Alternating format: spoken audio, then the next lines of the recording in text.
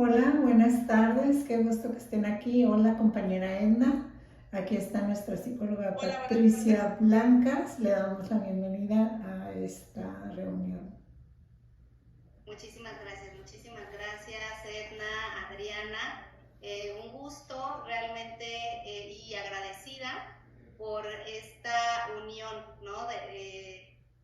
Pues digamos de brecha generacional de conocimiento y de experiencia, porque aprendemos siempre los jóvenes, a lo mejor de los que ya tenemos un poquito de edad y los que tenemos ya edad de las nuevas generaciones que nos inyectan ese reto, ¿no? Ese de repente momento de crisis para que pongamos en tela de juicio algunos conocimientos que todavía son válidos, pero hay otros que hay que renovarlos.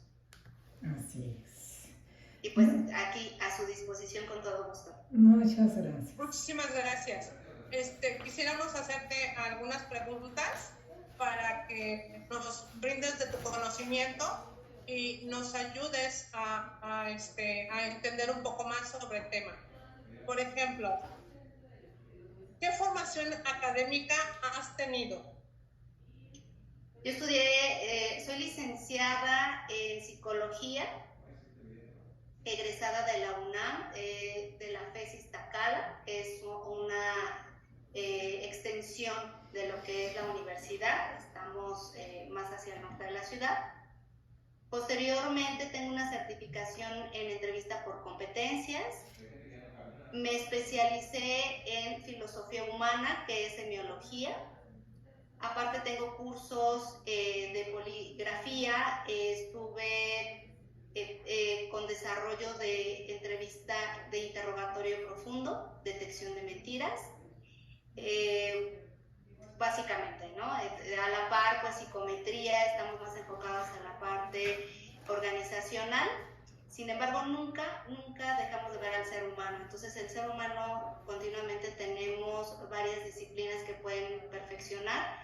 Entonces, abarcamos en general, pues, todos, aunque estemos en la parte laboral, pero la parte clínica es fundamental para nosotros. ¿Por qué decidiste estudiar psicología clínica? Básicamente, es una inquietud personal entender el ser humano. Desde la experiencia particular fue en la preparatoria, que tuve la clase de psicología.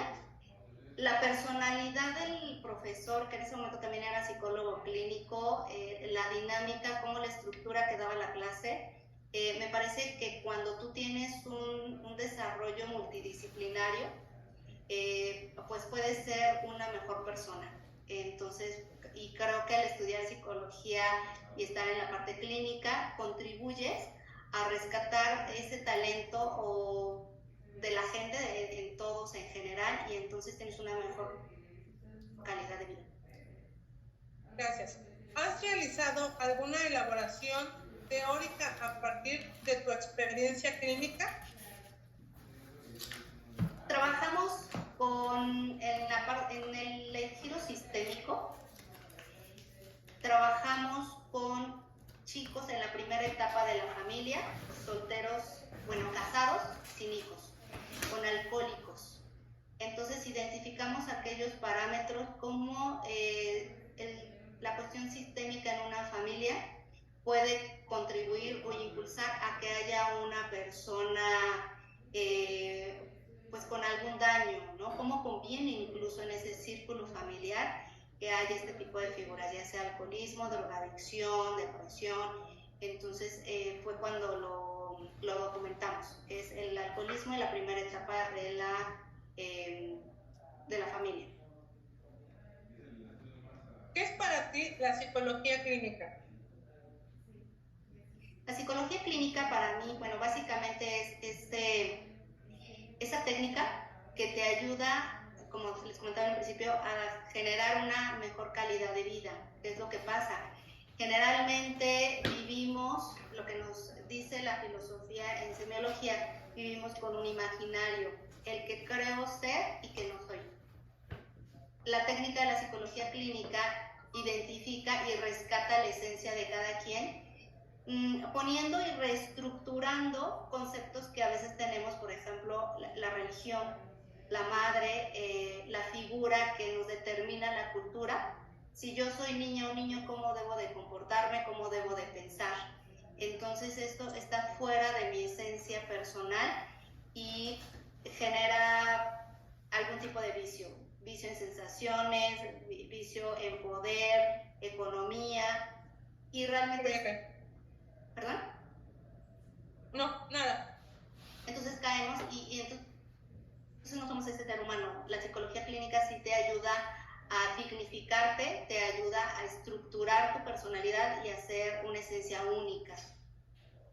Entonces me parece que es una muy buena técnica y definitivamente el resultado es gente productiva y personas funcionales, lo cual desarrolla la felicidad en el estricto concepto de que el esfuerzo que yo tenga en la recompensa, eso me va a generar una felicidad genuina.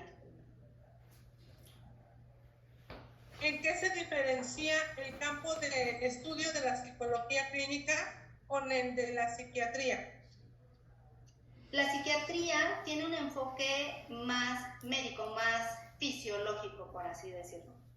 La psiquiatría, vamos, nosotros somos un ente que requiere ejercicio multidisciplinario. Por ejemplo, desde el aspecto de la nutrición. ¿Sí? Si yo no como adecuadamente, bueno, mis capacidades cognitivas se van a ver mermadas. Entonces, ¿cómo puedo yo buscar un complemento como ser humano si mi esencia, si mi herramienta no está bien? Entonces necesito comer bien, necesito dormir, necesito todo un esquema, una disciplina desde mi persona, necesito una inquietud, una disciplina de filosofía de vida, hacia dónde voy, qué quiero, con qué valores y parámetros me voy a regir, pero también la parte neurológica. Entonces, si hay alguna alteración que pueda impactar de manera importante en mi conducta, bueno, pues son los especialistas, una es medicina general y después la psiquiatría, donde te pueden dar medicamento para que pueda contribuir. El psiquiatra es más el enfoque de medicina, incluso puede emitir recetas, y el psicólogo te ayuda más a nivel de esencia, puede trabajar con la familia, puede trabajar con la pareja, con uno mismo, pero no emite medicamento. Porque la base es que el psiquiatra tiene medicina general y tiene una especialidad en psiquiatría. Okay. ¿Qué experiencias laborales has tenido? Bueno, yo me dediqué a la parte laboral. Desde recién egresada estuve en recursos humanos.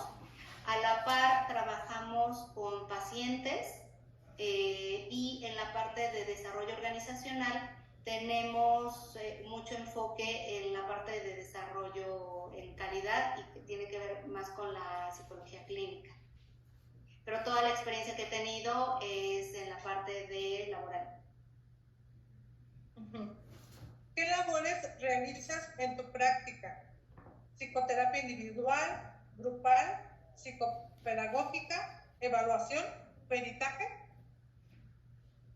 Particularmente, bueno, a lo largo de estos años, más o menos llevo en el giro 20 años, terapia individual. Cuando tú ves el desempeño del colaborador, un primer acercamiento, cuando tú evalúas, que es la evaluación, digamos, inicial, tú identificas sí las competencias técnicas que pueda hacer, pero también se identifican aquellos elementos que pudieran alterar el desempeño de las personas. En ese desempeño atacas familia, atacas a lo mejor nutrición, abarcas filosofía. Entonces ahí una intervención en retroalimentación sí puedes tocar temas familiares. O sea, eso es un hecho, ¿no? Por ejemplo, aquí en la Ciudad de México es recurrente, por ejemplo, las crisis por temblores o crisis por asaltos. Entonces, si tú tienes a la mano a un colaborador que entre en crisis, pues no siempre puedes remitirlo, porque no es un centro de trabajo que puedes tener a veces un médico, pero no todos tienen un psicólogo. Entonces es donde tú atacas a la situación. Hemos tenido crisis de manera importante, entonces tenemos cursos con un proveedor que es de psicología también y que nos entrena para atacar este tipo de situaciones. Entonces ves al individuo de manera directa. Cuando tú también identificas en un a lo mejor clima laboral por qué hay falta de comunicación entre los empleados, pues tú ves el trabajo en equipo y ubicas la dinámica grupal. Recordemos que tenemos un enfoque sistémico también en psicología, y esto no solo lo abarca en la familia. Bueno, lo que hacemos los colaboradores es que a la familia me lo traigo a la empresa. Y puedo ya no identificar que es mi jefa, sino que es mi mamá. Y empiezo a tener conductas que recordemos que también hay teorías. El yo adulto, el yo padre y el yo hijo. ¿Sí? Entonces, de repente, ¿qué rol juego? Juego el yo niño o el yo papá. Y entonces empiezo a disociar lo que es un trabajo en equipo y más bien creo que estoy en una familia y de repente quiero que mi jefe me regañe como mi papá o que me premie como mi mamá o me peleo con el hermano. Entonces definitivamente no puedes evitar atacar dinámicas grupales y ubicar si yo soy una figura patológica dentro de un sistema, pues seguramente si lo hago en la familia lo voy a venir a homologar aquí en la empresa. También, por ejemplo, es importante identificar aquellas figuras, nos ha tocado colaboradores más adelante, que por alguna crisis importante que hayan tenido, empieza a haber un quiebre y ya empieza, hemos tenido situaciones de esquizofrenia, paranoia, donde la persona, o casos severos de depresión, y entonces ya tienes que intervenir de manera más de análisis y de diagnóstico. Es bien importante el diagnóstico para que se pueda canalizar a la institución correcta. También en algún ejercicio que trabajamos para reclutar personal al penitenciario femenil, lo abrieron en Cuernavaca, ahí se hacía polígrafo, más de detección de algunas conductas de delincuencia, lo cual sí te arroja de manera importante algo más de delitos, ¿no? Por ejemplo, ahí sí se identificó asesinatos y robo, y mucho tráfico de droga. Okay. ¿En qué espacios, campos, desarrollas tu práctica? ¿Consultorio privado, institución pública, cátedra universitaria, trabajo comunitario? Bueno, tenemos aquí el espacio más laboral, ¿no? Tenemos una sala. Esto es cuando nosotros lo atacamos de manera directa. Tenemos un proveedor que tiene consultorios y ahí sí es un espacio más de psicología privado, ¿no? Pero tiene ese enfoque. Más el enfoque. Estamos trabajando, perdón. No, continúa. Estamos trabajando en condiciones de voluntariado y también como parte del área de bienestar, de sensibilizar a nuestro colaborador, y esto sí sería como en una fundación más particular. Estamos viendo niños con cáncer. ¿Cuál sería tu evaluación personal de las terapias psicológicas que has sostenido para otros? Yo me evalúo como una figura mucho de incentivar, mucho de empuje. La parte de cognitivo-conductual, nosotros nos manejamos como cognitivo-conductual. Entonces trabajamos mucho con los pensamientos, pero de manera muy rápida. ¿Sí? Esto es rápido.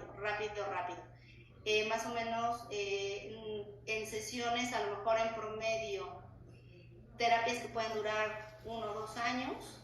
El enfoque que yo tengo es en 3 meses.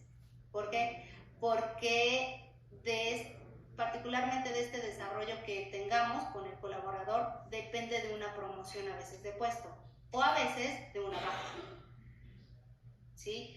Entonces hay que hacer de inicio un diagnóstico porque el colaborador o cómo es el colaborador que se pueda potencializar a un mejor puesto o a lo mejor a una desvinculación.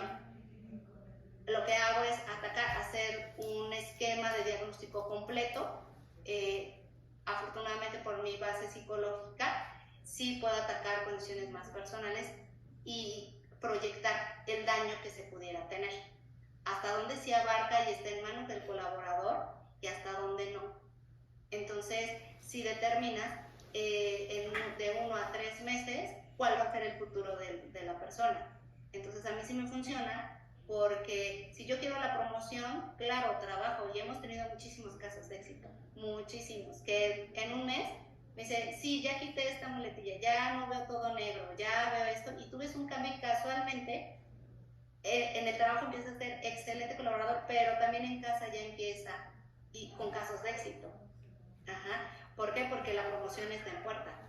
O también cuando se habla de una desvinculación y que no quieren perder el trabajo, bueno, lo tienen que hacer. Entonces, realmente creo que el ámbito laboral, si tú lo llevas de manera como con calidad, sí puedes presionar a que la gente en un periodo récord pueda tener una trascendencia.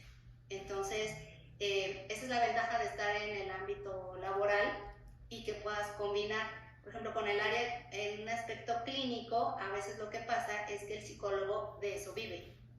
Entonces, entre más sesiones llegue a tener el clínico, refleja más ingreso y se genera codependencia en el paciente. Entonces, a mí me ha tocado oye, ¿cuánto tiempo llevas la sesión? No, pues 2 años. Y yo, cámbialo. Ajá, porque no te está funcionando. O sea, no puedes tener una crisis de depresión después de 2, 3 años. ¿Pero por qué? Porque es un mal manejo del terapeuta. ¿Pero por qué? Porque de eso vive, ese es su ingreso. Entonces, si tiene 1 o 2 pacientes, pues lo va a estar retrasando mucho, ¿no? Ese es el problema a veces donde podemos medir el tiempo en que dura una terapia. Para nosotros aquí, a nosotros en la parte laboral, no nos genera un ingreso extra. Al contrario, o necesitamos que se promocione rápido o que se vaya rápido, porque es un problema. O sea, no es bueno tener a un paciente tanto tiempo. No, definitivamente. O sea, tienes que tener recursos en menos de 3 meses, ¿no? Ok, para usted su terapia debe de durar 3 meses y no más. 3 meses, sí, que puedes hacer manera digamos, de iniciar, y el mantenimiento pudiera ser de 6 a 1 año, de 6 meses a 1 año. Ok. Yo tenía muchas preguntas, sí, tenía muchas preguntas y la verdad es que ha contestado bastantes ya. Bueno. Sí, muchísimas gracias. ¿Usted cuáles son los resultados que espera en una terapia? ¿Puede hacer qué puede hacer la psicología por una persona? ¿La puede curar? Puede ser funcional, o sea, el objetivo de todo ser humano es que seamos funcionales. Funcionales para mí, para a lo mejor la familia, para un trabajo. Y la funcionalidad me da felicidad, ¿sí? Y más esquema de crecimiento. Felicidad, entendamos que es nuevamente, es esa parte donde yo me he esforzado y he tenido un logro. Porque el imaginario de repente me dice, la felicidad es que esté en paz. No, porque necesitas la crisis para evolucionar. Entonces, si estás en este esquema que le llaman estabilidad, pues solo porque te puede pasar, porque la estabilidad es evolucionar. Tienes que estar en crisis, en reto para crecer. Crisis, creces. Entonces, por eso las personas que te dicen estabilidad, híjole, ojalá y no la tengas, porque si no, te estancas. Entonces necesitas ser funcional. ¿Y qué es lo que pasa? Con cada crisis pues necesitas recursos conductuales para afrontarla y desarrollar otras habilidades. Entonces, en la medida que yo me veo al espejo y que veo esos retos y que voy evaluando y teniendo a la mano mi talento, pues imagínate cómo se siente ese ser humano al día. Por supuesto. Y entonces, al ser funcional, generas un servicio a otro ser humano. Y entonces eso te potencializa, ¿no? Ajá, Eso te da la psicología. claro. ¿Por qué suelen acudir a usted los pacientes? Particularmente me buscan porque tengo mucha preparación en varios aspectos del ser humano. Ajá, o sea, me buscan por el diagnóstico. Esto es, se puede determinar desde tu tipo de cuerpo. ¿Qué estás diciendo? O sea, ¿qué quieres decirle al mundo que a veces no te dices a ti? Entonces lo dices por medio de cómo te peinas, lo dices cómo hablas, qué tipo de cuerpo tienes, cómo te expresas, cómo estás llevando las relaciones, incluso a veces hasta sensaciones, si duermes, no duermes, el tipo de ansiedad. Entonces, como que soy muy clara, ¿no? Ah, tienes esto, pudiera ser esta rama. Te recomiendo que te vayas al neurólogo, te recomiendo que vayas acá. Y mira, son condiciones básicas. Un ejemplo, tenía una colaboradora que no se estaba desempeñando de manera correcta y había quejas. Entonces, al identificar, esta colaboradora estaba pasando por un periodo importante con su hijo. Que su hijo lo querían llevar al psiquiatra porque se estaba haciendo pipí. Entonces él tenía incontinencia, ¿no? Entonces ya él iban a llevar al psiquiatra y le dije, a ver, dime las condiciones. A ver, ha llorado, empezar a hacer el diagnóstico. Y el niño realmente no reflejaba conductas depresivas como tal. Y le dije, oye, ¿y ya le hiciste un examen de orina? Resulta que el niño tenía una infección urinaria. Y ya iba para el Le iban a psiquiatra. llevar al psiquiatra. ¿Usted recomienda el uso de medicamentos hablando de los psiquiatras? Cuando es necesario, sí. O sea, cuando ya es un daño neurológico. Ok. ¿Usted neurológico, pero, ajá. Aquí es importante nada más, para que sea un daño neurológico debo de tener la certeza por medio de estudios muy enfocados en qué parte del cerebro hay y hasta dónde. Bien. Porque a veces el psiquiatra quiere evaluar por medio de un cuestionario. Bueno, eso no es un psiquiatra, ¿verdad? Pseudopsiquiatra. Bien. ¿Usted acepta trabajar con todos los pacientes que acudan a su consulta o hay casos en los que dicen no puedo llevar este caso? Todos a excepción de aquella figura que ya ha tomado algún daño a su favor y que no quiera contribuir. Porque pueden llegar con el trastorno, pero creyendo que no es un trastorno y que así están bien. Exactamente, puede ser. O todo tiene un beneficio, ¿no? Recordemos que en el enfoque sistémico todos tenemos un beneficio al tener a una patología, ¿sí? Todos tenemos un beneficio. Entonces, si yo tengo un hermano drogadicto, ¿en qué me beneficia a mí? Por eso vemos que muchas mamás, cuando ven al hijo, lo que veíamos nosotros cuando hicimos la sesión de los alcohólicos, ¿sí? O sea, veían al hijo alcohólico y al otro día la mamá consintiéndolo con birria o dándole más cariño, ¿sí? ¿Cómo es que la mamá podía tener como ese enfoque, ¿no? A continuar. Entonces, sí hay una correlación más patológica donde no lo van a querer hacer porque encuentran un beneficio, te digo, al tener esto. Entonces, cuando yo identifico eso, muchas gracias, no soy la persona. Sí, tienes razón. Cuando una persona... Pues le agradecemos mucho, Pati, te agradecemos mucho que nos hayas compartido todo este tipo de conocimientos. A nosotras nos ayuda bastante y pues mi más sincero agradecimiento. Sí. No, al contrario. La admiramos de verdad. Qué bonita preparación y nosotras que empezamos deseamos estar así como usted. Así que muchísimas gracias. Agradecemos su tiempo valioso y todas sus respuestas tan acertadas. Muchísimas gracias. No, al contrario, gracias a mí por permitirme y pues nada más que las